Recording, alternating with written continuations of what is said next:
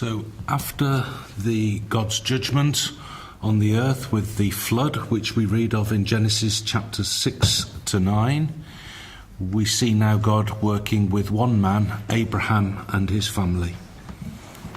بعد از بررسی قضاوتی که خدا کرد دنیا رو، باب 6 تا 9 خوندیم راجع به طوفان نوح. الان میرسیم به باب 11 راجع به یک مردی که خدا باش خیلی سر و کار داشت و یک مرد با ایمانی و خانواده اون به اسم ابراهیم و قولاشو امروز مرور میکنیم و وعده‌هایی که خدا به ابراهیم داد. So if we turn please to Genesis chapter 11. پیدایش باب 11 and read verses 27 please to verse 32. 27 تا 32.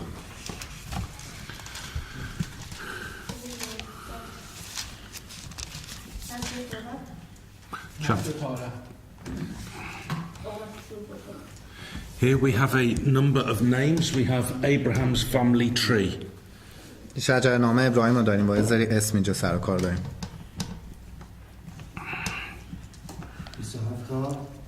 32 Yes please. تا 32.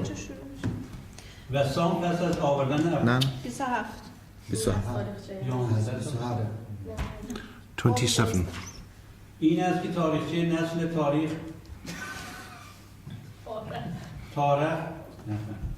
تارح ابرام و ناهور و هاران را آورد و هاران لوط را آورد. هاران نزد پدر خود تارح در زادگاه خویش اور کلدانیان درگذشت. ابرام و ناهور زن اختیار کردند. نام زن ابرام سارای و نام زن ناهور ملکه بود.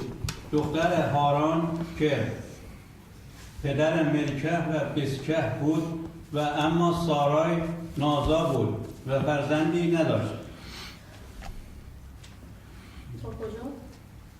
آخرشه. بذارید ادامه بدم. تارح پسر خود ابرام و نوه خود لوط پسر هاران و عروس خود سارای همسر پسرش ابرام را برگرفت و ایشان با هم از اور کلدانیان به در آمدند تا به سرزمین کنعان بروند، ولی چون به حران رسیدند در آنجا اقامت گزیدند. روزهای زندگانی تارح 205 سال بود و تارح در حران درگذشت. Thank you very much. So we're introduced to the family of Abram. Notice his name is Abram. It changes to Abraham later on. و معرفی خانواده ابراهیم رو اینجا داشتیم. توجه کنید به این که اسمش در ابتدا ابرام بود و بعداً میخونیم جلوتر که چی شد به ابراهیم تغییر پیدا کرد. He lived in Ur of the Chaldees, which is modern day Iraq. که تو اوور کلدانیان زندگی میکرده که همون عراق امروزیه. Okay. We see the father, Terah. پدرش تارح بود. And the sons Abram, Nahor and Haran. که تارح 3 تا پسر داشت، ابرام و ناهور و هاران. We see that Haran has 3 children, Lot, Milcah and Iscah. هاران 3 تا بچه داشت، لات و هاران و میلکا و Iscah. نه اون آیزکه. Now, Nahor marries Milcah.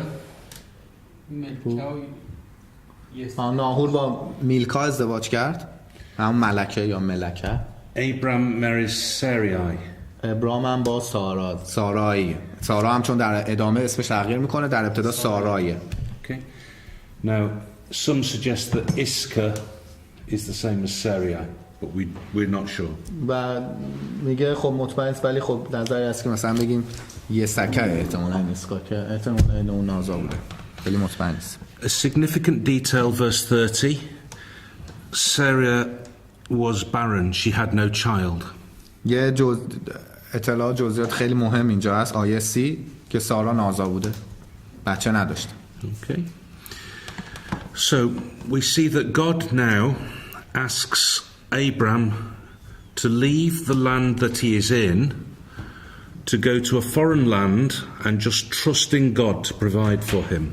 و اینجا می‌بینی که خدا در ابتدا از ابراهیم میخواد که جایی که زندگی میکرده رو تغییر بده، از اونجا کوچ کنه، رها کنه و بیاد جایی که خدا براش در نظر گرفته. Can I suggest that you have also open in front of you Hebrews chapter 11 as well as the chapters in Genesis. و امروز ما خیلی با عبرانیان باب 11 کار داریم، چون باب ایمان دیگه 1582. خواهشاً اینجا رو آماده باشید که خیلی احتمالاً خواهیم رفت روش. 1582 رو آماده کنید و حالا انگشت میذارید، کاغذ میذارید، هرچی. 1582. We learn that Abraham was a very faithful man. He trusted in God. و می‌بینیم که ابراهیم یه آدم فوق‌العاده با ایمان بوده و به خدا اعتماد داشته. He trusted in what God said. و اعتماد کرد به اینکه خدا چی گفت بهش.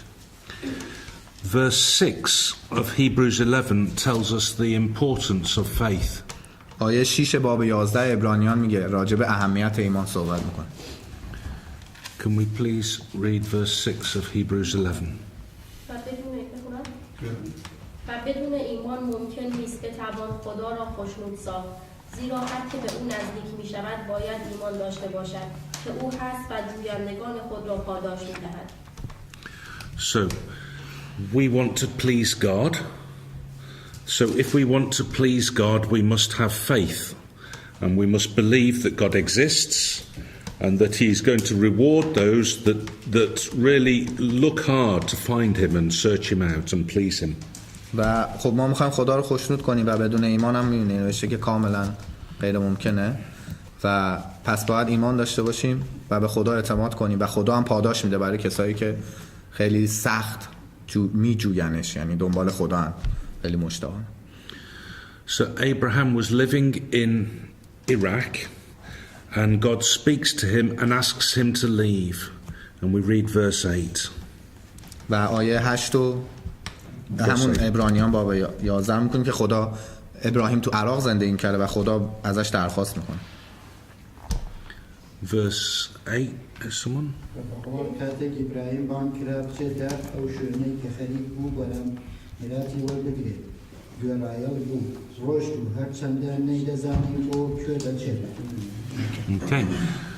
So Abraham left Ur and trusted in God, not knowing where he was going. پس ول کرد، میراث خودش رو ول کرد، اون سرزمینی که زندگی میکرد رو ول کرد و به جایی رفت که اصلا نمیدونست کجاست و چون فقط خدا بهش گفته بود که رها کن اونجا رو و برو و رفت و واسه اعتمادش به خدا بود. So if you keep your marker in Hebrews 11, we go back to Genesis 12. پیدایش اینجا رو فقط نگه دار. The promises to Abraham are repeated 7 times and they appear between Genesis chapter 12 and Genesis chapter 22. قول‌هایی که خدا و وعده‌های خدا به ابراهیم 7 بار در کتاب تکرار شده که بین باب 12 تا 22. Now, these promises are conditional on Abraham doing something. They are not just automatic. و نکته اینجاست که این وعده ها مشروط به این بود که ابراهیم یه کارایی رو باید انجام کنه و اینجوری نبود که به صورت خودکار بهش داده شه. And as we see Abraham doing what God asked him to do, God extends and repeats and reinforces the promises. و همینطور که میبینیم که ابراهیم کارایی رو که میکنه خدا ازش خواسته بود رو هی انجام میده، خدا هم هی اینا رو تمدید میکنه براش، هی قولا رو براش تکرار میکنه. And that's an important principle, the idea that God's promises are conditional upon us doing something. و این خیلی نکته مهمیه که بدونیم قولایی که خدا ما میده مشروط به اینه که ما هم یه کارایی بکنیم. So God wants to offer us a place in his kingdom, but if we want a part in it, then we have to do something about it. و خدا به ما عرضه کرده، پیشنهاد داده که یه جایی بتونیم تو پادشاهی خدا داشته باشیم، ولی داشتن قسمتی آن پادشاهی مشروط به انجام یه سری کاراست. So let us read the first promises which are there in Genesis chapter 12 verses 1 to 3. 1 تا 3 باب 12 پیدایش، اولین وعده، اولین قول. خدا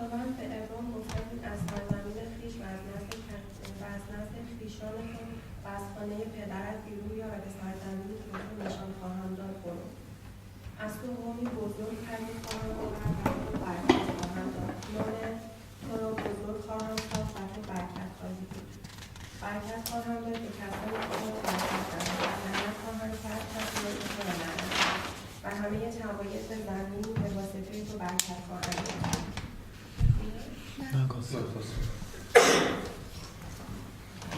Okay. So there's three things listed that Abraham has to do in verse 1. He has to leave his own country, he has to leave his family, and he has to leave his father's house. و 3 تا کار از ابراهیم خواسته شده تو آیه اول انجام بده. اینکه از سرزمین خودش بیرون بیاد، از اقوامش رو رها کنه و از خانه پدریش رو رها کنه. 3 تا کار از ابراهیم خواسته. And in exchange for that, God makes some really important promises. Firstly, that God is going to take him to a land that he will show him. و اولین در ازای این خدا قرار شد 3 تا کار براش بکنه. اول اینکه به یه سرزمینی ببره که قرار بهش نشون بده. That God is going to bless him. خدا قرار برکتش بده. That God is going to make a great nation from him. و خدا قرار شد که ازش یه قومی بزرگ پدید بیاره. And that in Abraham all families of the earth shall be blessed. و در ابراهیم تمام قومی که از ابراهیم میاد و تمام خاندان ابراهیم توی زمین برکت پیدا کنه. So we can see these themes broken down. The idea that God will bless Abraham, God will provide him with a land, God will make a great nation from him, and that through Abraham all people will be blessed. پس اینا چیزایی بود که این آیه برداشت شد. این که خدا برکت بده ابراهیمو، خدا بهش سرزمینی میده و خدا ازش قومی بسیار پدید میاره و از طریق از نام ابراهیم، از به وسیله ابراهیم همه مردم روی زمین به برکت برسن. Okay. Now it's quite interesting to see when we look at the different aspects of these promises what they really entail and how they're developed. و جنبه‌های مختلف این قول‌ها رو بررسی می‌کنیم چجوری توسعه پیدا کردنش رو هم بررسی می‌کنیم. The question I think it's relative. Pardon? Yeah. اولش ایمان ابراهیم قوی نبوده که خدا این وعده ها رو بهش میداده. In the beginning, Abraham believes and faith was as strong as. Okay. You know. We learn later on when he got the promises. When we go to the book of Numbers, we can read there that God called Abraham from an idolatry, a land that was filled with false worship. But clearly Abraham believed God when God called him. And clearly he's trusting in God even to uproot his family and leave his home to go to a place where he doesn't know where he's going. و از اینجا که داریم میخونیم از همین که خدا دارش میگه بیا برو یه جایی که نمیدونه کجاست و بدون چون و چرا قبول میکنه و خانواده‌شو برمی‌داره، از زادگاه پدریش میره، کل قوم و خویششو ول میکنه. این خودش نشون میده که از ابتدا ایمان قوی داشته. زمین که تو کتاب اعداد هم میخونیم که وقتی خدا دعوتش میکنه بره توی سرزمین که تماما بت پرستن و برون، هر چی خدا بهش میگه بیچون و چرا قبول میکنه و این نشون میده که از اول ایمانش قوی بود. آره خب تو همون وسوسه‌ای توش نداشته، مادیات براش مهم نبوده. توی عبرانیان هم میخونیم که پسرش اسحاق اصلا در راه خدا میده قربانی میکنه، ولی خب چرا اینقدر آفر بهش میده خدا؟ به خاطر اینکه این نمیدونم من اینجوری برداشت کردم. یعنی چی آفر میده؟ برداشت میکنم میگم چرا اینقدر خدا بهش آفر داده؟ به خاطر چی رو ثابت کنه؟ اون که ایمانه رو داشته. If God knew that Abraham has a good faith, why he tried to examine Abraham many times when he tested Abraham many times? It's an important principle, this, because God, through his life and through many other faithful men and women's lives, he proves them for them to show the consistency of their faith. And through the different challenges in their life, Abraham's faith is developed and his character is developed. ببین میگه یه قانون خب خیلی مهمه. خدا وقتی میخواد وعده رو بهش بده تو طی این زمان اولا خواسته تداوم ایمان ابراهیم رو بسنجه که تو همه شرایط ایماندار باشه و اینکه به مرور زمان هم توسعه پیدا کرد و هی بزرگتر و بزرگتر و کاملتر شد ایمان ابراهیم و به جای رسید که الان خونه‌شو ترک کرد، جلوتر می‌بینیم اسحاقو میبره میکشه و همش سراسر حالت تست نبوده چون مطمئن بوده خدا از بابت ابراهیم، ولی خب توسعه داد ایمان چون از طریق اینا قرار خیلی نجات پیدا کنه. با اینکه این هم وعده‌ای که بهش داده بود رو ازش بهش نداد، یعنی بهش گفت ولی حتی واسه که تمام کنعان Whereas he didn't get any promises when he was alive. Pardon? He died without getting any promises. Okay. Yeah.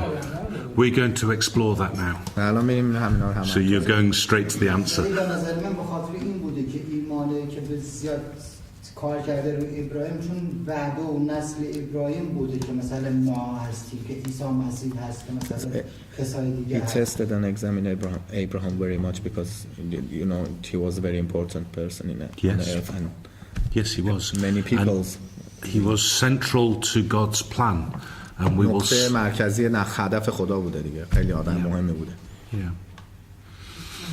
جواب خیلی از سوالا رو بگیریم. چون مثلا اینو به این تشبیه کنیم که پدر همیشه به یکی از بچه‌هاش خدا رو پدر می‌دونستن دیگه، یعنی پدر ابراهیم، حالا نه پدر ابراهیم. God's like a father of Abraham and you know was a favorite child maybe. God recognized in Abraham a very faithful man and somebody that he could work with. خدا ابراهیم رو به عنوان یه آدم با ایمان شناخته و میدونست خیلی کاراشو میتونه از طریق اون انجام بده. But we see as the story unfolds, and I recommend that you read chapters 12 through to chapter 22 by way of background, you will see that Abraham has high points in his faith and he has low points as well. He does make mistakes and we can learn from that as well because we are like that. We can have points in our life where our faith is strong and points when we struggle. شایدم توصیه میکنه باب 12 تا 22 رو بخونید. علیرغم اینکه خیلی مرد با ایمانی بود، خیلی ایمانش بالا پایین شد. یه جایی کلنجار رفت با خدا، چونه زد، خیلی کار اشتباهاتی کرد. حالا مثل اینکه تو مصر رفت مثلا به زنش گفت خواهرمه و خیلی چیزای دیگه. و من خودم عاشق این خصوصیت کتاب مقدسم چون همه رو واقعی نشون داده. نیامده ابراهیم رو بکنی آدم کامل، اشتباهاتش هم ذکر شده و میتونه بر ما هم یه مثال خوب باشه چون ما هم خیلی بالا پایین داریم تو زندگی. ابراهیم هم دقیقاً همین بود. یه جایی ایمانش ضعیف شد ولی یه جایی هم خیلی قوی بود. So we're going to focus in on different aspects of these promises and just show through Abram's life how they develop. Now I don't know how good you are at waiting patiently for something. یه من حالا بریم جلوتر که یه ذره بسط بده این مباحثو که ببینیم قولا چجوری بود. میگه نمیدونم شما چقدر خوبید تو زمینه این که چقدر میتونید صبور باشید برای رسیدن به یه چیزی.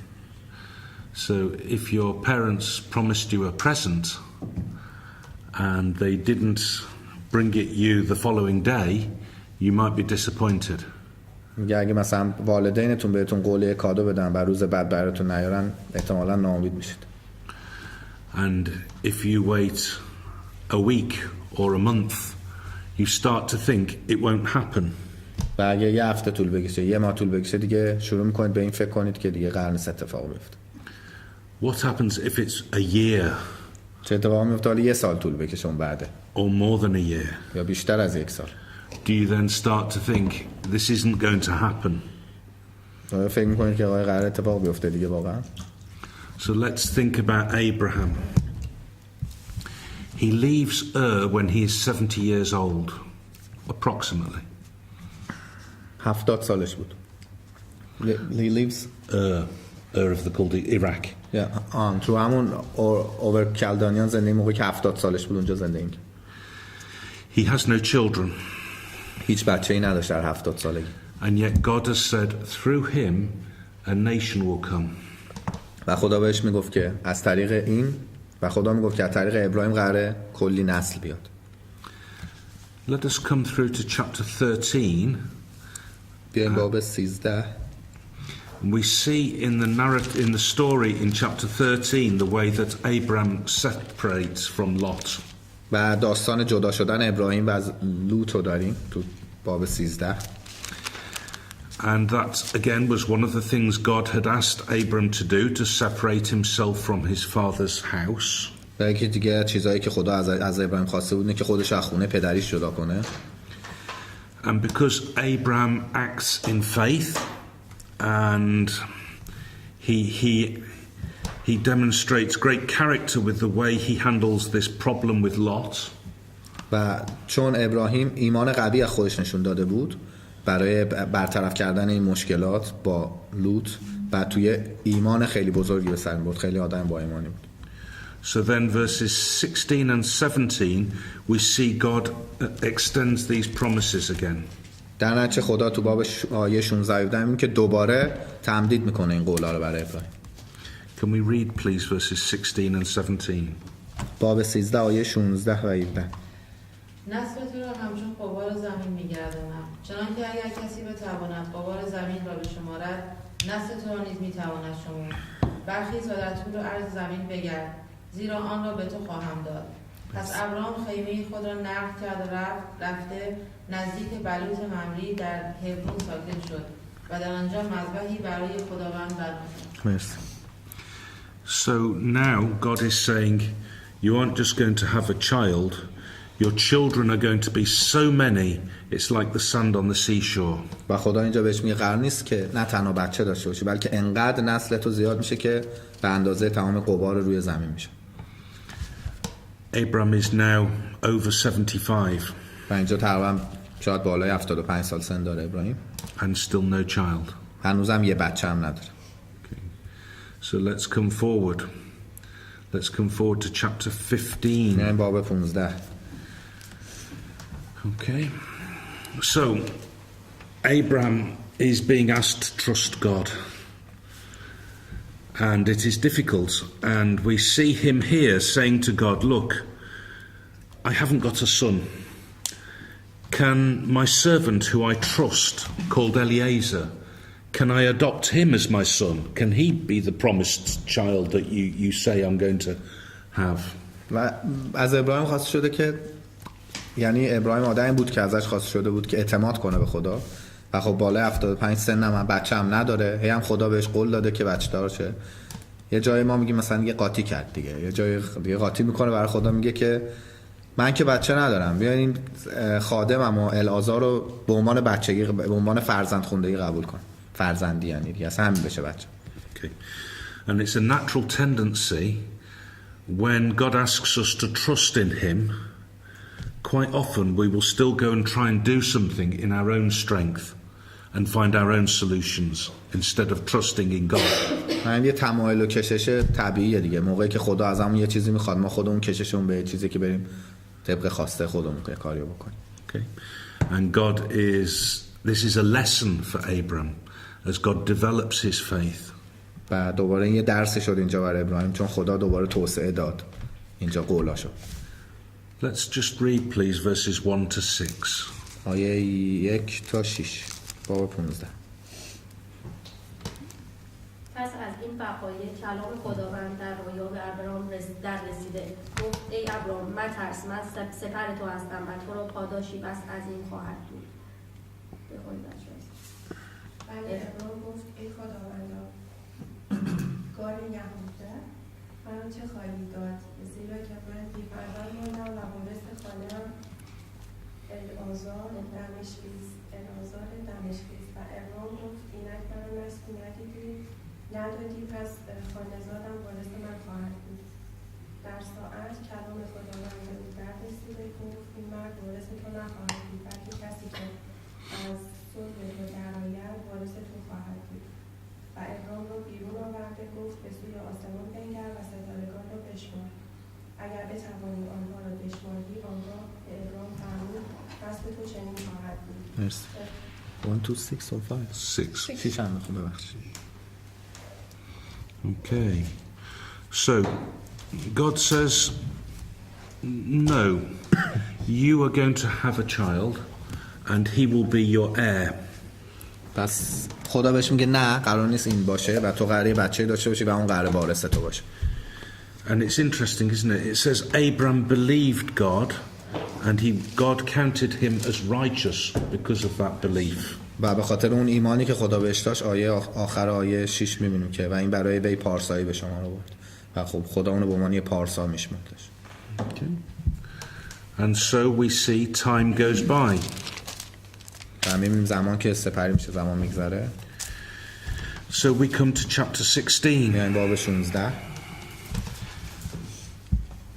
And we see that again Sarai is still without child. و هنوز میبینیم که سارا فرزندی نداره. And can we please we see the story repeated now. And Sarah now comes to Abram and says, look, I'm clearly not having any children. I have a slave here called Hagar. Take Hagar to be your wife, and she can have a child. You can have a child with Hagar, and that child can be the promised seed. و دیگه اینجا صبر سارا به سر میاد و به ابراهیم میگه که من که نازم قرار نیست بچه هم داشته باشم. ما کنیز من هاجر با اون همبستر شو از اون بچه بیا شاید که اون بچه قراره وارث تو بشه. Again, it's an example of God asking them to wait and then wanting to make their own solution, make their own answer. و دوباره همون اتفاق این که ما انسان‌ها کلا همینجوریم. خدا ازشون یه چیزی که خواسته اینا دنبال یه راه حل انسانی میگردن برای خودشون دنبال راه حل. Can we please read verses 1 to 5? آیه 1 تا 5. و اما سارای همسر ابراهام فرزندی برای وی نیاورده بود. او را کنیزی مصری بود هاجر نام. پس سارای به ابراهام گفت خداوند مرا از آوردن فرزندان باز داشته است. پس به کنیز من درآی. شاید به واسطه او صاحب فرزندان گردم. ابراهام به سخن سارای گوش گرفت. پس زمانی که 10 سال از سکونت ابراهام در سرزمین کنعان گذشته بود، سارای همسر ابراهام کنیز مصری خیش هاجر را گرفته و او را به شوهر خود ابراهام به زنی داد. ابراهام به هاجر درآمد و او باردار گردید و چون هاجر دانست که باردار است در بانوی خیش به دیده تأخیر نگریست. Okay.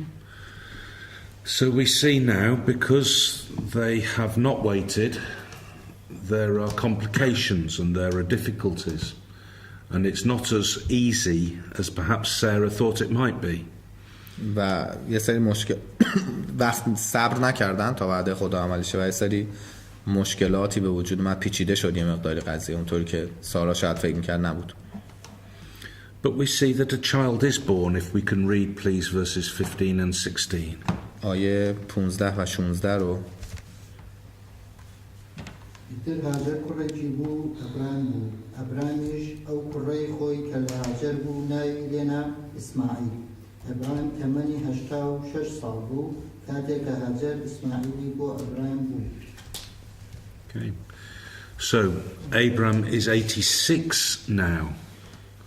So 16 years have passed since he left Iraq. 86 16 سالش الان، یعنی 16 سال از زمانی که عراق رو ترک کرده الان گذشته. And Ishmael has been born. اسماعیل به دنیا میاد تو 86 سالگی ابراهیم. And Abram loves Ishmael. و ابراهیم دوست داشت اسماعیل رو. And here we have a gap in the Bible record and we miss the next 13 years. ما 13 سال نوشته نداریم اینجا، یه گپ و فاصله بزرگی تو کتاب مقدس هست. 13 سال داستان جلو میره و نمیدونیم چه اتفاقی افتاد. So if we go to chapter 17 اگه بریم باب 17 and just read verse 1 please. آیه 1 میگه چون ابرام 99 ساله بود خداوند بر او ظاهر شد و فرمود من هستم خدای قادر مطلق، پیش روی من گام بردار و کامل باش. Okay, so suddenly Abram is now 99 years old. الان ابراهیم اینجا 99 سالشه. Okay.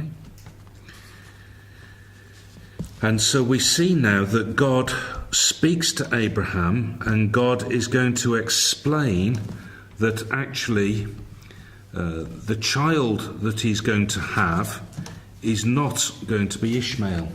و اینجا می‌بینیم که خدا حالا با ابراهیم حرف میزنه و بهش میگه اون فرزندی که قرار شد تو داشته باشی قرار نیست که اسماعیل باشه. و این باب 12 تا 22 کلا بخونید خوبه چون اختلاف اصلی و پایه اسلام و مسیحیت در اینجا شروع میشه. So the child that is going to be the chosen child is not only the son of Abraham, but is also the son of Sarah. و بچه‌ای که قرار به عنوان نسل منتخب و بچه منتخب خدا باشه نه تنها قرار بچه ابراهیم باشه بلکه بچه سارا هم باید باشه. So if we can please read verses. This is God speaking to Abraham, verses 5 to 8. اینجا آیه 5 تا 8 خدا با ابراهیم حرف میزنه.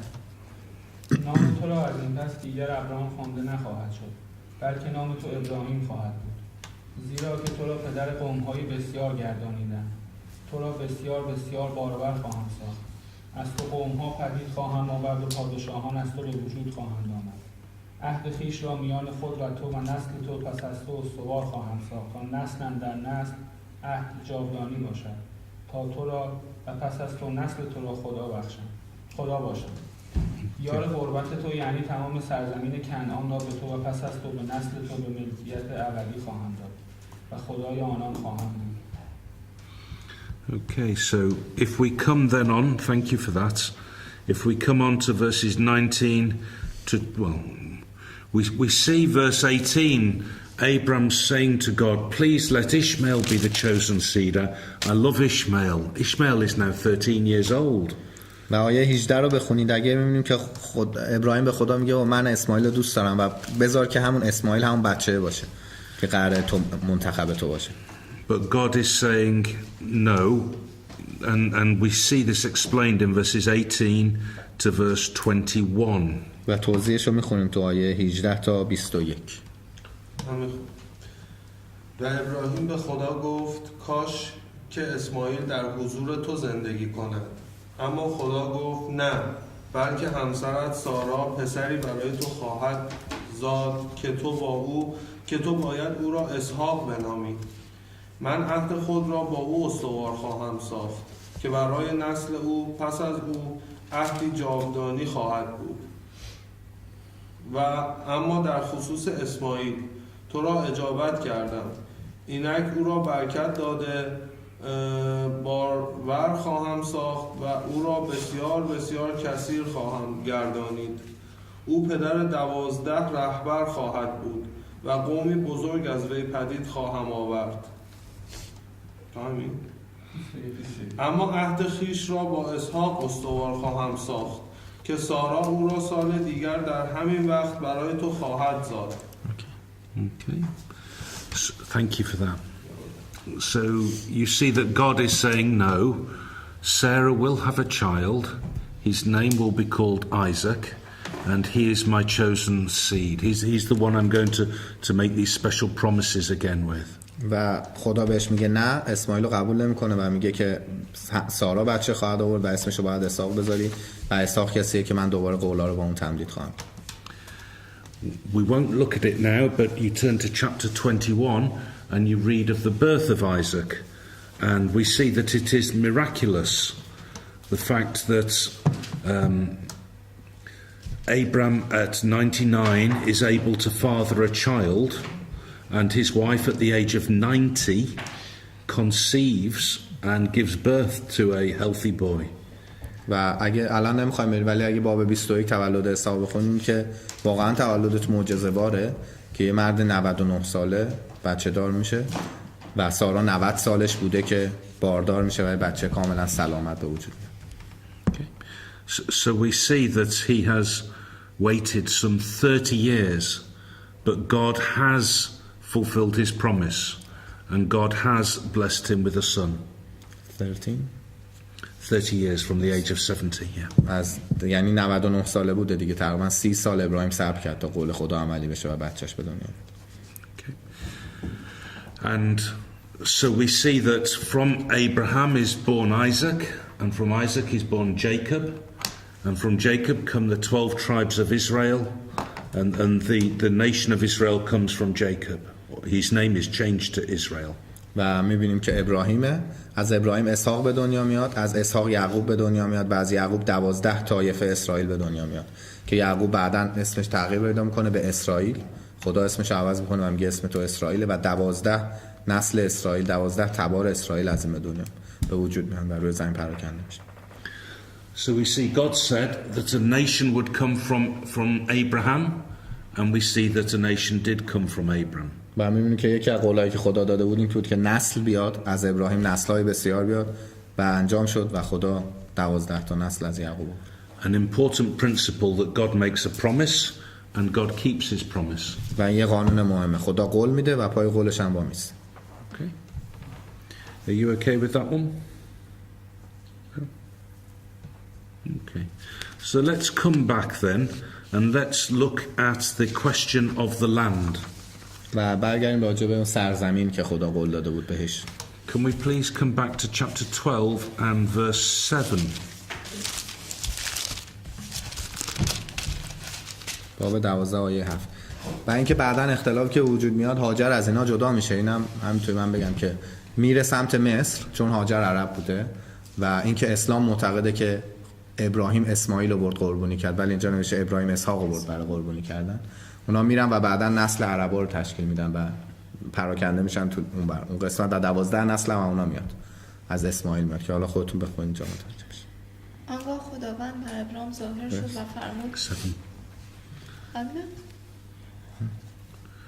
و فرمود به نسل تو این سرزمین را میبخشم. پس در آنجا برای خداوند که بر او ظاهر شده بود مذبحی ساخت. سپس تمام شد؟ Just a 7. So Abraham has travelled from Iraq all the way up through Syria and down through Lebanon into Israel, the land we know as Israel today. And he has come to this place and to Shechem, and he's built an altar and offered a sacrifice to God. And we see that God here tells him, I will give you this land. و می‌بینیم ابراهیم راهی شد از سمت عراق، اومد به بالا، رفت سمت سوریه و لبنان که برگرده بیاد پایین سمت اسرائیل که الان ما داریم میگیم اسرائیل، اون موقع اسمش اسرائیل نبود.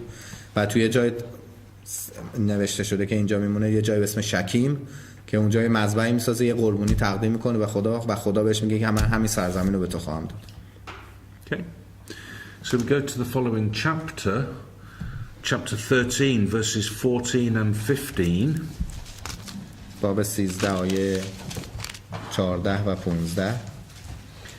And again, this is after Abram is separated from Lot. اونجا بعد از اینه که ابراهیم از لوط جدا میشه. And it's another aspect that God develops when he repeats the promises. دوباره این یه جنبه دیگه شه که خدا دوباره قولاشو گسترش میده براش. Can we please read verses 14 and 15? پس از آن که لوط از ابرام جدا شد، خداوند به ابرام گفت اکنون تو چشمان خیش را برافراز و از جایی که هستی به سوی شمال و جنوب و شرق و غرب بنگر. زیرا سراسر این سرزمین را که می‌بینی تا ابد به تو و نسل تو خواهم بخشید. نسل تو را همچون غبار زمین می‌گردانم. So God is saying to Abram, look all around you. All the land you can see, I will give it to you.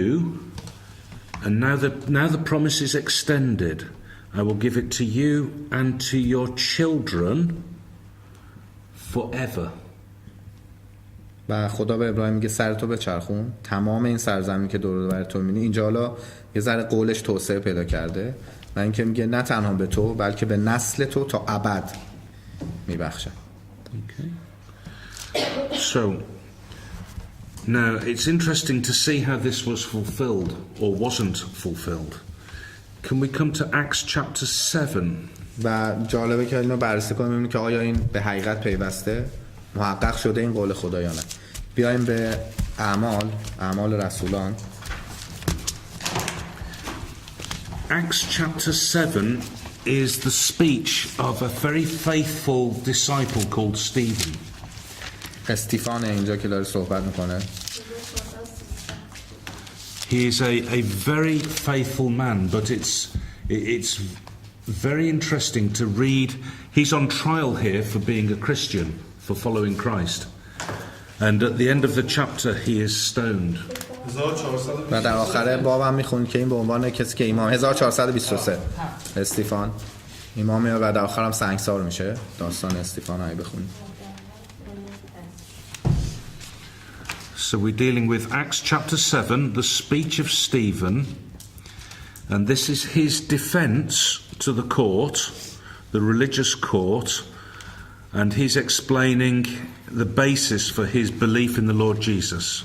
اینجا استیفن داره در برابر یه دادگاه مذهبی داره خودش دفاعیه صادر میکنه و داره دفاعیه‌شو میخونه و راجع به بیس و پایه ایمانش به عیسی مسیح داره صحبت میکنه.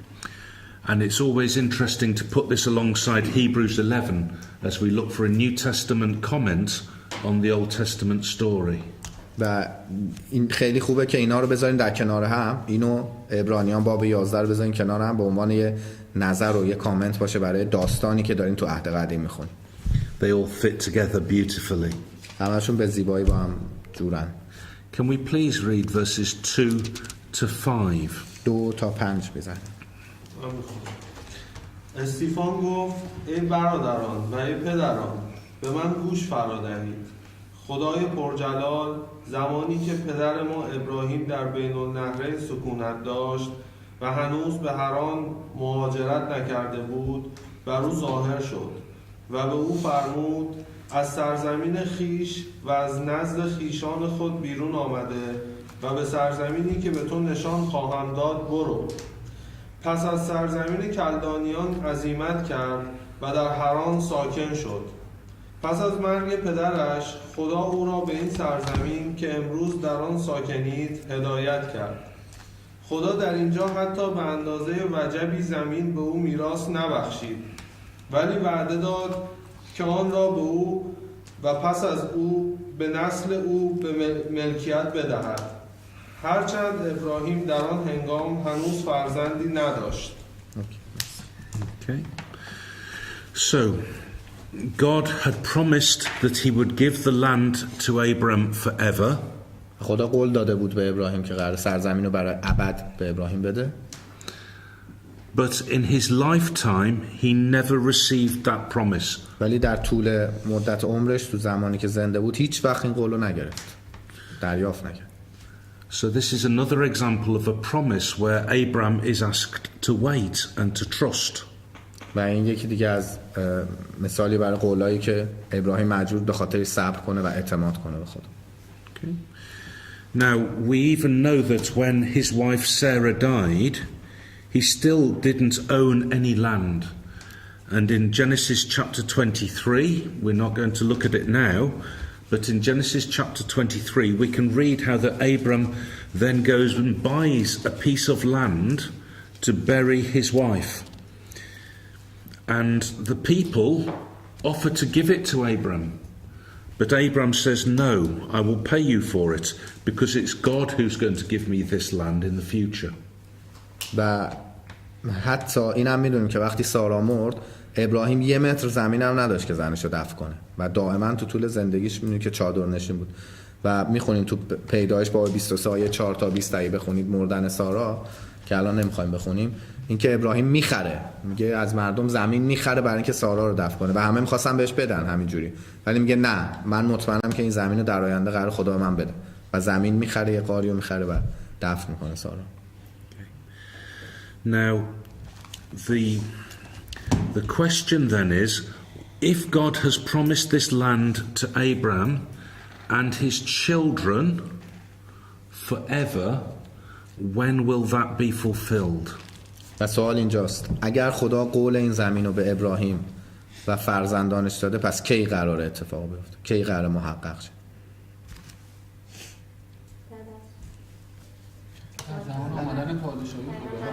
God Kingdom. In the world, God's Kingdom. Yeah. So this is speaking to Abram about God's plan and purpose and the kingdom of God on the earth. و این صحبتات که به ابراهیم زده شد در اصل راجع به هدف و نقشه خدا روی زمین و اونم پادشاهی خودش بود. And again, it's not just me saying that. We can turn to Hebrews chapter 11 and Paul explains it to us. و این چیزی نیست که خودش بگه. میتونیم بریم دوباره عبرانیان باب 11 و ببینیم پولس رسول اینو داره میگه. کلا انجیل بر پایه وعده‌هایی که به ابراهیم داده بود نوشته شد دیگه. باب 11 which verse? Can we Lots please of incidents happen on basis of Abraham promises in future. It's the basis. بر پایه وعده‌های ابراهیم بود که the whole gospel message we will see in a minute is preached to Abram. و الان می‌بینیم که کل پیغام انجیلی که هم تو گفتید تو یه دقیقه به ابراهیم گفته شده بود. But this shows us Abraham understood that. And that's what I find beautiful. Abraham understood that these promises spoke about the kingdom of God in the future. و این جالبه که ابراهیم میدونسته که تمام این وعده ها منظور خدا همون پادشاهی خدا در آینده است و کاملا خبر داشته. So if we can read please verses 8 آیه 8 to verse 16 تا 16. به ایمان بود که ابراهیم هنگامی که فرا خوانده شد اطاعت کرد و حاضر شد به جایی رود که بعدها به میراث می‌یافت و هرچند نمی‌دانست کجا می‌رود روانه شد. به ایمان بود که در سرزمین موعود همچون بیگانه‌ای در دیار غریب خانه به دوش گردید و همانند اسحاق و یعقوب که با او وارث همان وعده بودند در خیمه‌ها ساکن شد.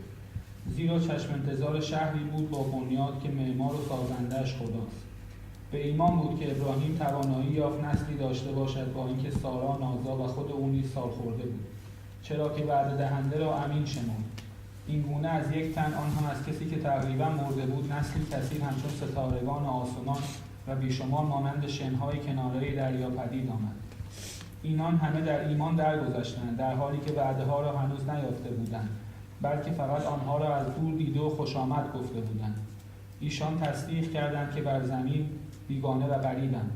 آنان که چنین سخن میگویند آشکارا نشان میدهند که در جستجوی وطنی هستند.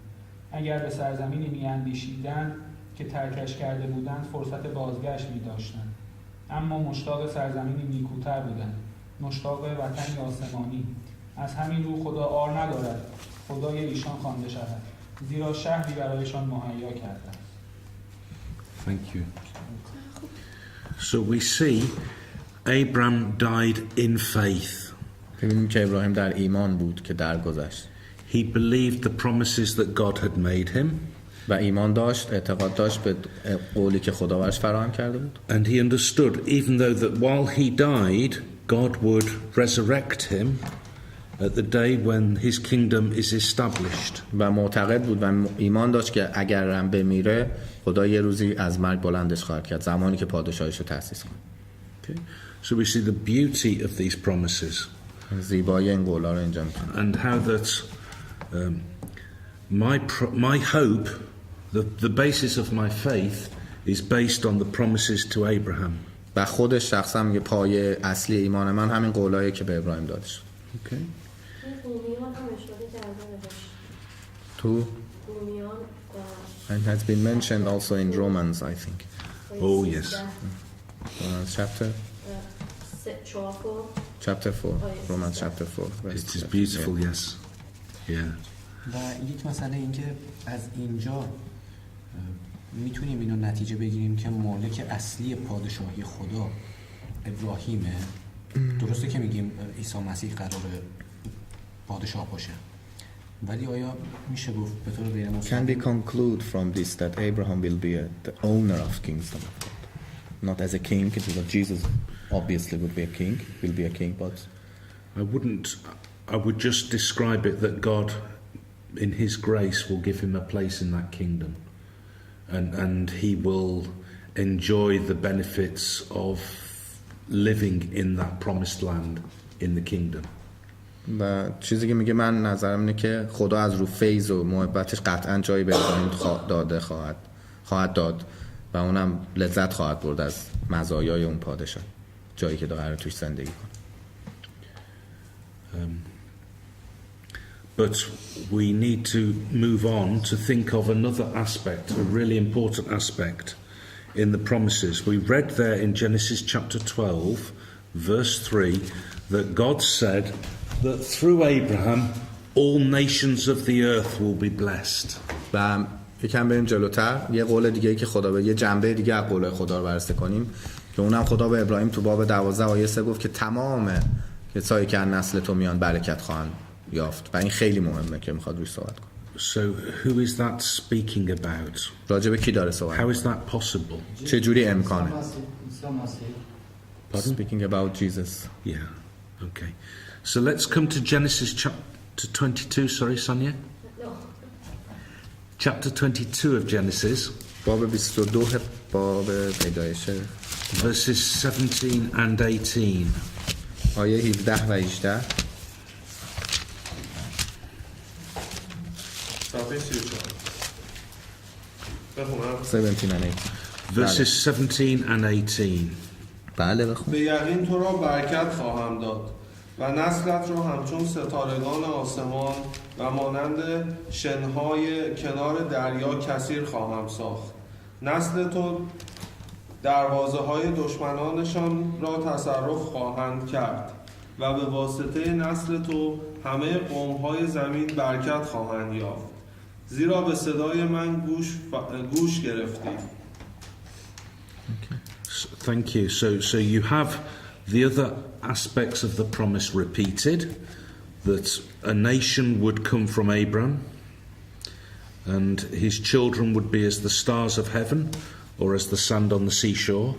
و یه بود و جنبه دیگه از بعد رو اینجا میبینیم که تمام نسل و بچه‌هایی که فرزندانی که از ابراهیم خواهند اومد اندازه ستاره‌های آسمان یا اندازه شنهای کنار دریا زیاد خواهند شد. And that in Abraham's seed, his descendant, all nations of the earth would be blessed. و از طریق نسل ابراهیم تمام کسایی که نسل ابراهیمن برکت پیدا خواهند کرد. Now the word that used there, in your seed or descendant, all nations will be blessed. That word can be singular or plural. Some of the modern English versions put through your descendants and make it plural. آیه 18 را نگاه کنید که میگه به واسطه نسل تو همه قوم های زمین برکت پیدا خواهند کرد. این تو یه سری از نسخه انگلیسی بعضیاش مفرد اومده بعضیاش جمع اومده، یعنی قوم ها رو. I'm going to show you that it's speaking about Jesus, and we have no question about this. The New Testament tells us. و اینجا سوالی نمیمونه چون عهد جدید اینو کامل توضیح داد. Okay. But before we go there, notice verse 17. It says, "Thy seed," and I think this is Jesus. Jesus shall possess the gate of his enemies. و یه قبل اینکه به این بریم به توضیح بریم آیه 17 رو نگاه کنیم که نسل تو دروازه های دشمنان رو تصرف خواهد کرد. بدون شک نسل تو منظور مسیحه که اگه I think Luke 174 I think it's about poses the gate. Yes. که اومده تو عهد جدید تو لوقا که مسیح یه روزی دروازه دشمنان رو عین اصطلاحش اومد. If you control the gate of the city, then you control the city. اگه تو میگه دروازه یه شهری رو شما کنترل کنید میتونید کل شهر رو کنترل کنید. You controlled who came in and who went out. کنترل میکنید که کی میاد داخل و کی میره بیرون. Okay. Now Jesus, the gate of his enemy that he overcame, what was it, the enemy that we talked about the other night? دشمنی که مسیح باش سین. Yeah. The snake, yeah, the representative sin. Yeah. And Jesus overcame his enemy, which was sin. So Jesus controlled the gate of his enemy, the gate of the city. و مسیح دروازه شهر دشمنش رو تصرف کرد که تونست کنترل کنه و پیروز بشه بر دشمنش که گناه بود. So you can put Hebrews 2 verse 14 alongside verse 17. Luke? You've got Luke 1:74. Luke 1:74. I will look at that one in a minute. Yeah. Okay, it's another one. Yeah. There's more than one verse. But let's come please to Galatians chapter 3. غلاطیان باب 3. Let's look at Luke on the way.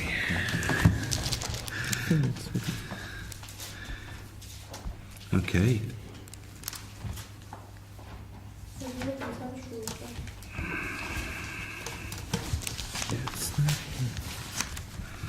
Daniel, I think. Daniel 2:44. Okay. Yeah. So here in Galatians chapter 3, Paul explains to us what Genesis was speaking about. اینجا پولس رسول به ما توضیح میده که پیدایش داره راجع به چی صحبت میکنه.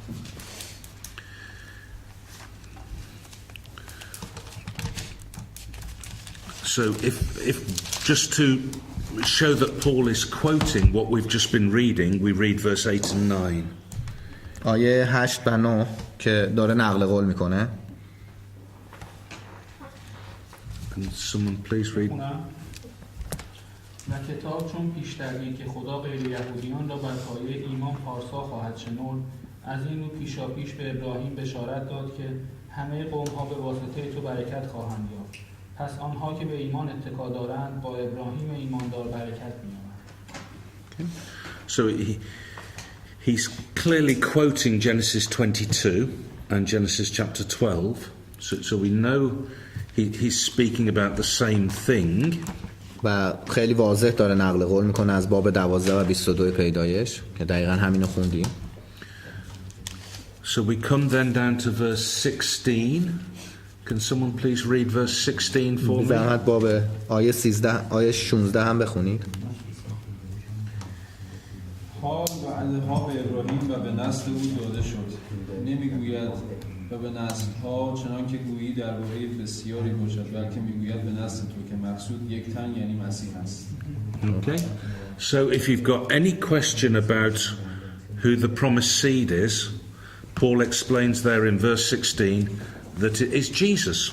و هر سوالی اگر از براتون پیش میاد بابت اینکه نسل ابراهیم کیه، قولایی که تو پیدایش داده میشه به نسل، خیلی واضح پولس داره میگه که نسل همان عیسی مسیح. ولی فکر کنم یهودی‌ها فقط اکتفا کردن به همون عهد عتیق. But Jews just, you know, they find out just Old Testament reliable and just give in Old Testament. Yeah, but we see the beauty here. The Jews just believe in the Old Testament. You're correct, Sonia. But we now have the whole Bible, and we can see the New Testament explaining the Old Testament, and they fit together beautifully.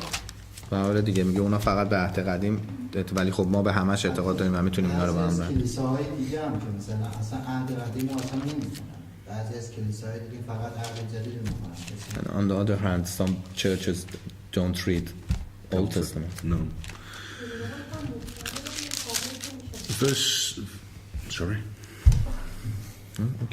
Verses 26 to verse 29, though, this then says, well, that's all very clever, that's interesting to see, but what's that got to do with me?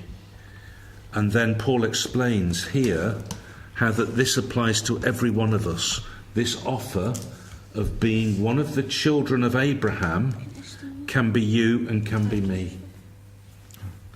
و همه اینا رو بذاریم کنار. برای ما سوال اینجا اینه که وضعیت ما چیه الان و تکلیف ما چیه و چه اتفاقی برای ما خواهد افتاد. و پولس اینجا توضیح میده که چجوری ما هم قراره بتونیم جزء این نسل حساب بشیم. If we read please verses 26 to 29. 26 تا 29.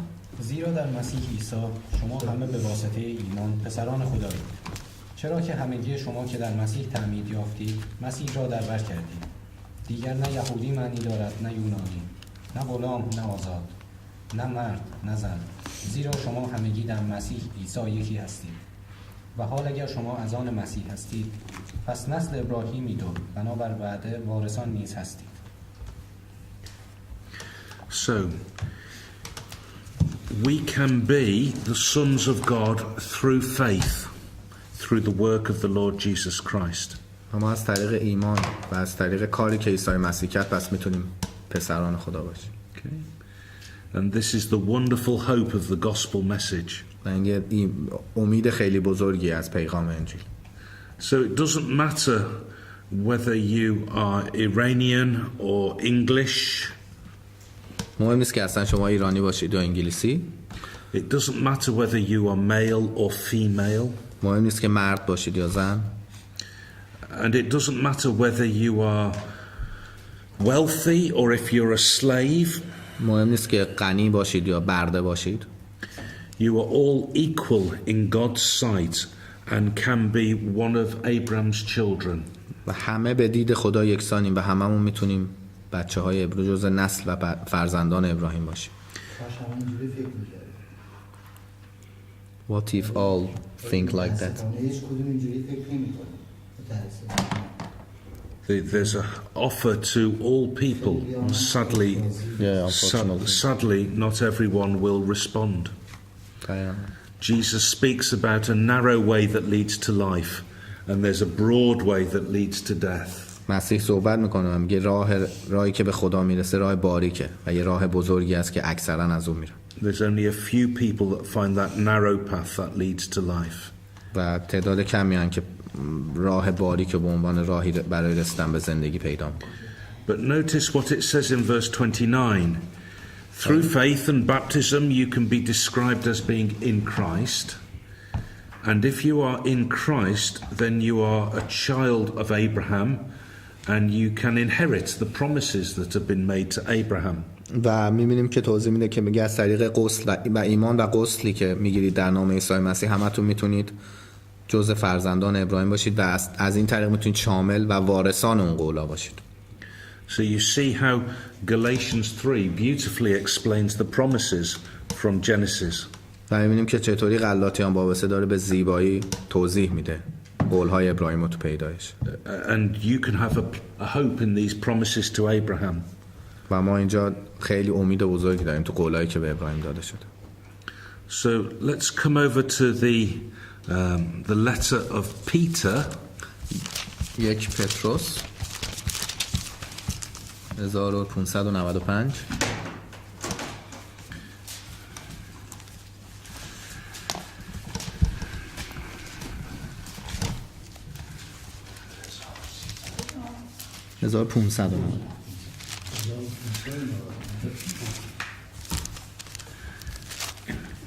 So we're going into 2 Peter and chapter 1, please. دوم پتروس ببخشید. 2 Peter chapter 1 باب 1 verses 3 and 4. آیه 3 و 4. So Peter, who understands these things, explains to us the importance of the promises that God gave to Abram. و پتروس که خودش میدونست و واقف بود به همه جزئیات داره اهمیت این قولایی که به ابراهیم داده شده رو بر ما بازگو میکنه. 5 و 6 گفت. 2 Peter chapter 1 verses 3 and 4. 3 و 4.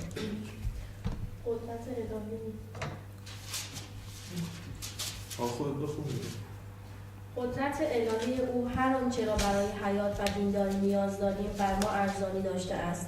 این از طریق شناخت او میسر شده که ما را به واسطه جلال و نیکویی خویش فراخوانده است. او به واسطه اینها وعده‌های عظیم و گرانبهای خود را به ما بخشیده تا از طریق آنها شریک طبیعت الهی شوید و از فسادی که در نتیجه امیال نفسانی در دنیا وجود دارد برهید. Okay. So this is a hope of being given eternal life in the kingdom of God. امید گرفتن زندگی جاودان در پادشاهی خداست. And it describes there, if we are given by God's grace a place in that kingdom, that we will share in the divine nature of God. و میگه اگه ما اون پادشاهی خدا و اون مکان و حیات جاودان رو تو پادشاهی خدا رو بگیریم، در اصل چیه روحانی گفت متوجه could you please طبیعت روحانی و شامل طبیعت روحانی میشه. We won't have this nature where we are tempted to sin and the weaknesses that come with that. We won't have that nature, the human. و دیگه در اون شرایط وقتی شامل حیات جاودان بشیم دیگه طبیعت انسانی خودمون رو نخواهیم داشت که شامل گناه بشیم و وسوسه بشیم. So Peter says these are exceeding great and precious promises. و این پولس میگه که این exceeding great and precious. و این بسیار بسیار بزرگ و عظیمه. He's taking a red pen out and underlining it and saying this is really important. مثل دقیقاً خط میکشی جای مهم و دقیقاً پولس داره تاکید میکنه روی این جای مهمش. Okay? And as Sonia said, throughout the whole Bible there are references constantly to these promises. و در طول کل این کتاب میتونید کلی رفرنس پیدا کنید برای اینکه به این قولا برسید. You go. God bless.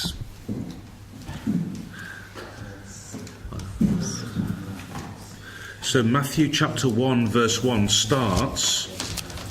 Matthew in his gospel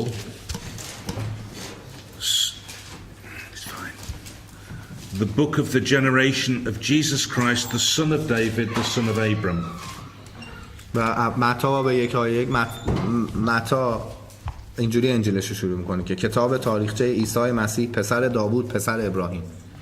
So what Matthew is doing there, he's starting his record about the life of the Lord Jesus Christ, and it's written largely to a Jewish audience, and the first point he's making to them is that Jesus Christ is the fulfillment of the promises to Abram. و کاری که اینجا متی کرده اینه که داره زندگی نامه عیسی مسیح رو می‌نویسه. و تو این زندگی نامه که متی داره می‌نویسه داره خیلی واضح و بلند و بزرگ داره به یهودی‌ها میگه که این عیسی همونیه که از نسل ابراهیم اومده و قولا قراره با اون عملی شد. Okay. Now, that doesn't tell you the beauty and the lessons, all the lessons that are there in the life of Abraham. But it starts to introduce to you the wonder of the promises that God made to him. و خب ما اینجا نشد و نمیخواستیم هم کل زیبایی و نکته‌های خوبی که میشد تو زندگی ابراهیم پیدا کنیم و بررسی کنیم و فقط خواستیم اون زیبایی‌های این قولا رو امروز با هم بررسی کنیم. Okay. Have you got any questions? چند تا سوال دارم. یه دونه از سوالا مربوط شد به درس گذشته.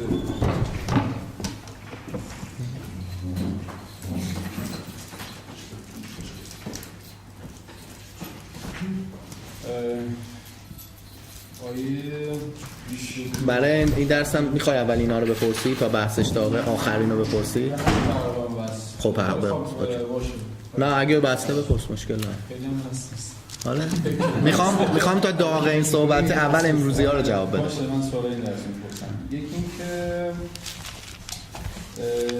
توی در واقع پیدایش باب 12 Genesis chapter 12 ابرام در مصر اون قسمت که میگه سارا به خونه فرعون برده میشه منظورش چیه اینجا؟ یا به بردگی یا به کنیزی یا به همسری فرعون قرار میگیره؟ کی سارا؟ Explain about feminine and female and which Abraham faced to and he had to go down to Egypt. به آیه 16 verse 16 15 and 16 chapter 12. Okay. It mentioned that that woman took to Pharaoh's house because he introduced Sarah as his sister. So, because there was a famine in the land of Israel, it was known as Canaan then. Because there was a famine, there was no rain. Abram goes down into Egypt. And we will see through the Bible quite often going down into Egypt is shown as being a lack of faith. و خیلی جالبه که مصر تمام جایی که داره راجع مصر تو کتاب صحبت میکنه همش با اصطلاح go down استفاده یعنی ایمانت میره پایین. همه کسایی که به سمت مصر حرکت کردن تو ایمانشون دچار مشکل شد. But the point you make quite rightly, Danesh, is that because of the weakness of his faith at this moment, به خاطر ضعف ایمانش تو اون لحظه ابراهیم این کارو کرد. He wants to try and protect himself, and so he thinks his wife is very attractive, and he thinks that Pharaoh will kill him and take his wife to be his wife. و چون فکر می‌خواست خودش رو محافظت کنه، چون زنش خیلی جذاب و خوشگل بود و بهم می‌کرد فرعون احتمالاً اونو بکشه و سارا رو به همسری خودش بده. So he introduces Sarah as his sister. و خودش رو سارا رو به عنوان خواهر معرفی کرد. Now, if we take the family tree I took earlier, actually there's the possibility that Sarah was his brother's daughter. سارا اگه شجرنامه ابراهیم به دقت برخون میتونه 50-50 خواهر بوده ها. الان خودش توضیح میده. دختر برادرش بود یه جورایی. If Isca is Sarah, as some suggest, then Abraham is marrying his brother's daughter. اگه میگه اون یسکه همون سارا بوده باشه چون هیچی ازش نوشته نشده. پس اون با دختر برادرش ازدواج کرد. Describing Sarah as his sister was a bit of a white lie, we would call it. چندان هم بیراه نبوده انگار. چندان بیراه نبوده، میگم 50-50 تقریبا درست گفته، ولی خودش وقتی داره اینجوری میکنه داره مسخره میکنه و اینکه آره این کارو میکنه. دو بار این کارو میکنه. دو بار. And he did 2 times. Yes, correct. و این خوبیش اینه که نوشته همه اینا. Next time with Abimelech, yes. And his son Isaac does the same as well with his wife Rebecca. اسحاق هم دقیقاً با ربکا این کارو میکنه. But I think it's helpful that the Bible shows Abraham when his faith is very strong, and also shows Abraham when he has moments of weak faith. خب خیلی مفیده برای ما که این درست It doesn't try and present him as a perfect individual, and we can learn from both the example when he's faithful and strong, and also when he makes mistakes, because we are also the آدم same. کاملی هیچ وقت نشونش نده و ما هم میتونیم هم در جایی که ایمانش قوی بوده ازش درس یاد بگیریم، هم جایی که ایمانش ضعیف بود همش برای ما درس. و اون موقع هم زمین خیلی فاسد بوده، اصلا این کارهای عجیب غریبی میکردن، نمیشه زیاد چیز قوانین چیزی امروزی نبوده. سوال بعدم اینه که اون موقعی که خدا به ابراهیم فرزند نمیده و سارا بهش اجازه میده که کنیزش رو به عنوان همسر. That time when Sarah okay تو بگو سارا مگر بهشون وعده داده نشده بود که از Abraham to have a children with Hagar. کی بهش داده بود؟ خدا مگه بهشون وعده نداده بود که از سارا. God had promised to Abraham that Abraham will going to have a child from Sarah, but why he did? Okay. Initially, God says, as you read the chapters, you read that God says, Abraham, you will have a son. So Abraham then, Sarah introduces Hagar and he fathers a son through Hagar. It hasn't been mentioned about Sarah before that. But then, later, God says, you're going to have a son, but actually Sarah is going to be the mother. So God extends it as he develops در ابتدا it. که نبوده، فقط به ابراهیم میگه تو قراره یه بچه از تو قراره بچه بیاد، ولی همطوری که قولات توسعه پیدا میکنه خدا اسم سارا رو میاره وسط و میگه قراره اون بچه سارا هم باشه. قبل از اون صحبتی در مورد مادر نشده بوده که اونا میاد به خودشون راه حل انسانی به قولی پیدا میکنن. I'm sorry we didn't do the full story so we could try and fit it in tonight. منظورم میدونید چیه؟ منظورم اینه که خب ابراهیم زن داشت و خدا بهش وعده داده بود که نسل‌های خیلی زیادی خواهی داشت ولی اینا میان کار دیگه، یعنی یک روش به قول معروف انسانی میان. It's like a failure in his faith again. این معنیش اینه که because he had a wife and God promised him. خودشون می‌خواستن یه جوری قانع بکنن، می‌خواستن اطرافیانشون رو گول بزنن، می‌خواستن like a human solutions for his problem. آره اعتقاد کاملا آره ضعفشون بوده دقیقاً. Yeah, it is. And so we see even the sum total, God's final conclusion about Abraham, even though he has high points and low points, is that actually the picture in Hebrews 11 of a very faithful man is God's conclusion and view of Abraham. با همه این بالا پایینایی که تو ایمانش داشت، ولی مهم اینه که در کل اون نتیجه گیری کلی از ابراهیم و ایمان ابراهیم، چیزی که تو عبرانیان باب 11 میخونه که کاملا آدم با ایمان بود، ولی آره 100%. چون سارا میاد پیش لبنان قبول میکنه. میگم میشه اصلا گفت سارا در واقع تغییرش میکنه. Sarah suggested him that you can have children from Hagar. Yeah. But Sarah felt as well, yeah. Yeah, so Sarah was... But Abraham was, it's responsible. Yes, but It's just... like Adam it's just and like Eve. Adam and Eve. دقیقا مثل آدم و یه سوال راجع به آدم و ایو داشتم. a question about Adam and Eve. سوال راجع به این بخش One question. Yes? Yeah. بپرس. نه. الان تو صحبتاشون گفتن که راه نجات یه راه خیلی باریکه و راه مرگ خیلی Spoke about narrow ways to eternal life. الان اینو گفتیم. خب مگر هدف اومدن عیسی مسیح و به صلیب کشیده شدنش و کل این کتاب مقدس، همه این اتفاقاتی که افتاد، مگر هدف نهاییش این نبود که این راه نجات یکم بزرگتر بشه و راه نجات بزرگتر از راه مرگ بشه؟ چرا الان But the ultimate goal of the Jesus coming and Jesus crucifixion and anything bad happened to him, that's to extend that road to others. Yes, more comings in. But still is narrow. Yes. And so you can go to Matthew 7 where Jesus describes this. So at different points in Jesus' ministry, thousands flock to him to listen to him and see the miracles that he does.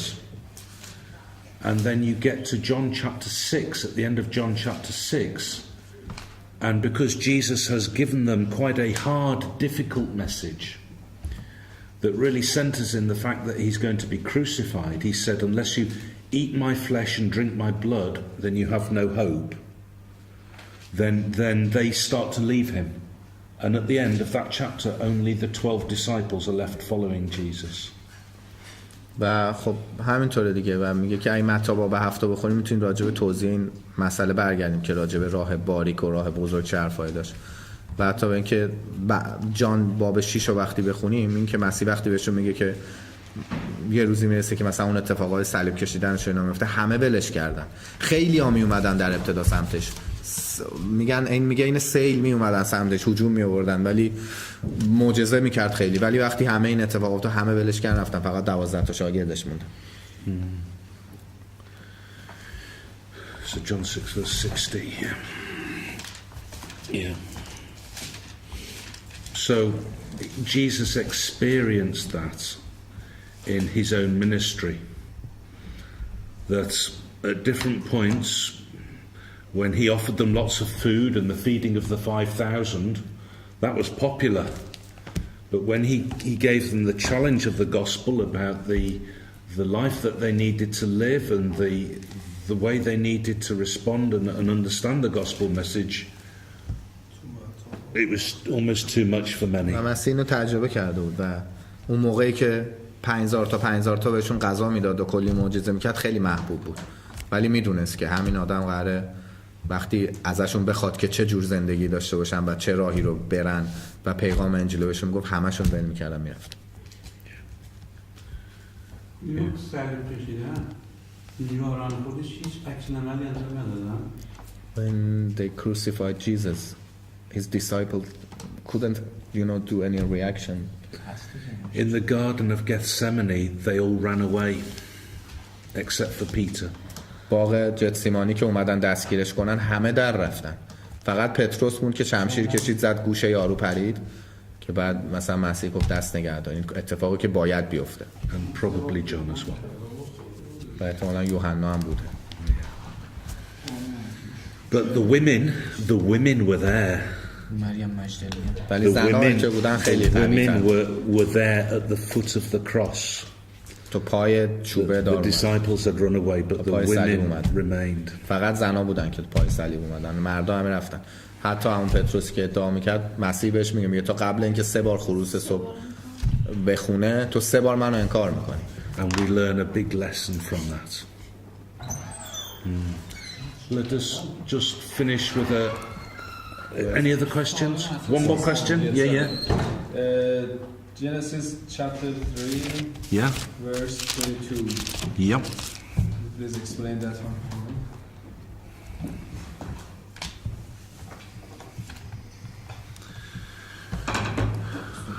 So, in the Garden of Eden, we are introduced to two specific trees.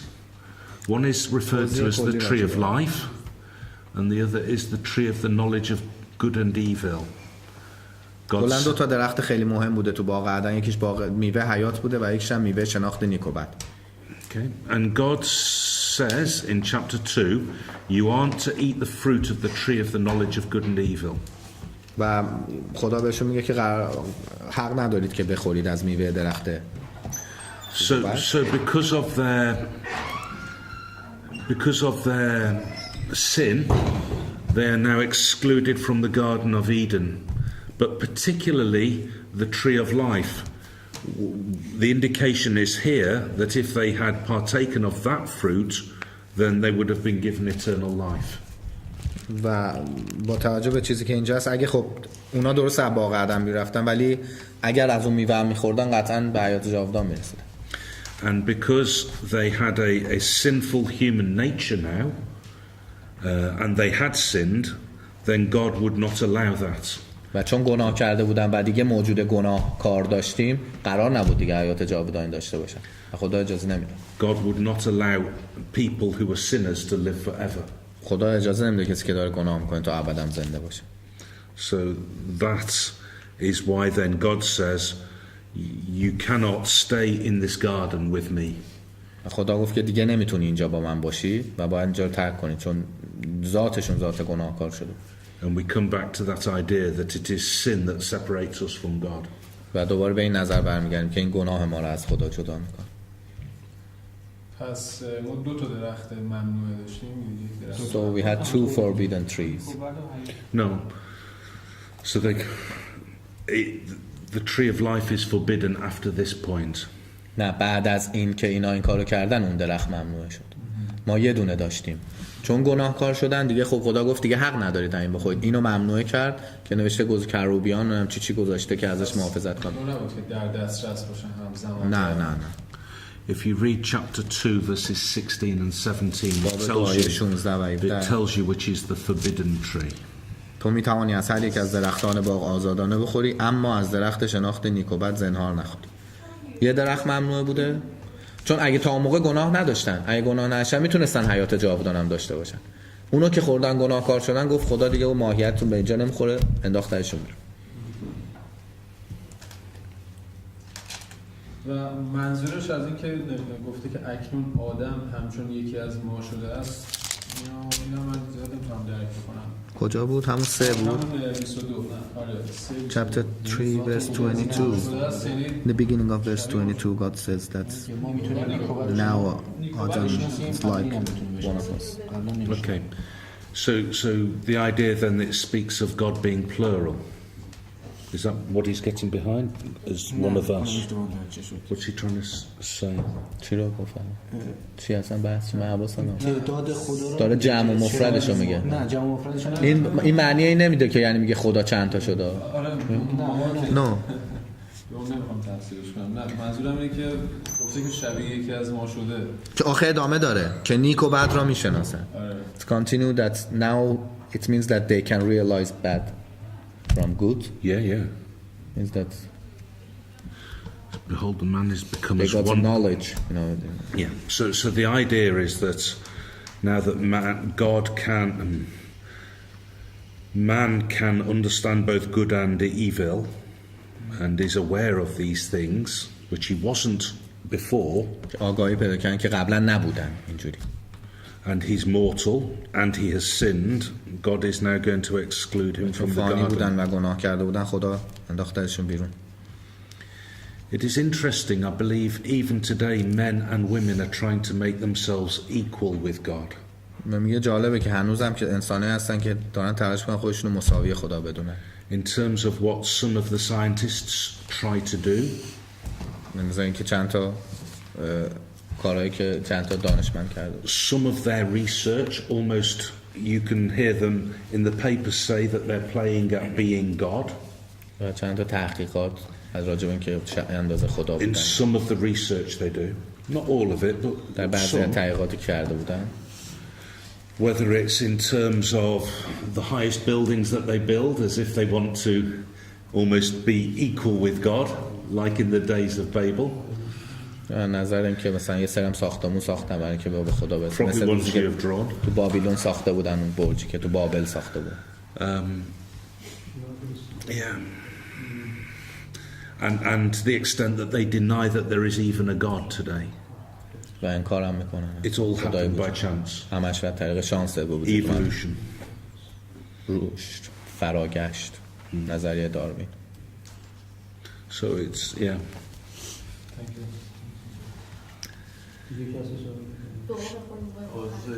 Have you got a verse for us, please? John? Gospel of John, باب 6 chapter 6. Which verse, sorry? 35. 35. باب 6 آیه 35. صفحه 1388. عیسی به آنها گفت نان حیات من هستم، هر که نزد من آید هرگز گرسنه نشود و هر که به من ایمان آورد هرگز تشنه نگردد. Thank you. Jesus is the bread of life. Yeah. Thank you. Yeah.